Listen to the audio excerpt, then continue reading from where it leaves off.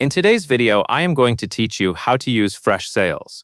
In this walkthrough, you will create a new deal from start to finish. I will guide you through each click, and I will also point out what you should double-check so your information lands in the right place.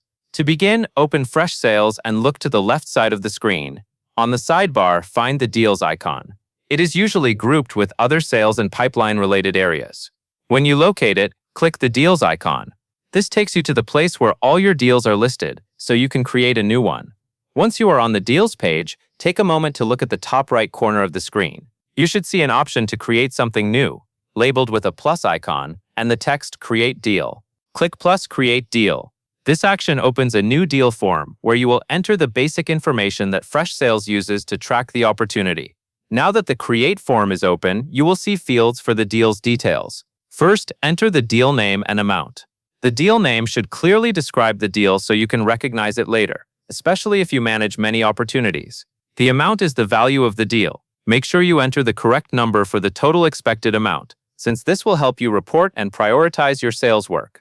Next, you will link the deal to the right relationship in your system. In the form, select the associated contact or account. This tells Freshsales which customer or company the deal belongs to. As you choose it, review the options to make sure you pick the correct contact person or the correct account record, because this connection affects follow-up tasks and history. After that, you will choose where the deal sits in your sales process. Look for the option to select the pipeline and stage.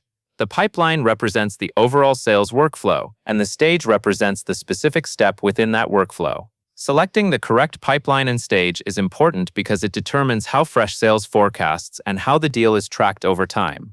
While you are setting the stage, think about the current status of the deal. If the deal is still early, it should be in an earlier stage. If you are already close to agreement, it should be in a later stage. Use the available choices and select what best matches where the deal truly stands right now. Once the pipeline and stage are set, move to the expected closing date field. Set the expected closing date based on when you believe the deal will be finalized. This date helps with forecasting, so it should be realistic and aligned with your sales timeline. If you are unsure, choose the most likely date you have at the moment, since you can come back later to update it if the schedule changes. After you have filled out the necessary information, you are ready to finalize the deal. Take a quick second to review what you entered: the deal name, the amount, the associated contact or account, the pipeline and stage, and the expected closing date. This quick check helps prevent mistakes before the deal is saved.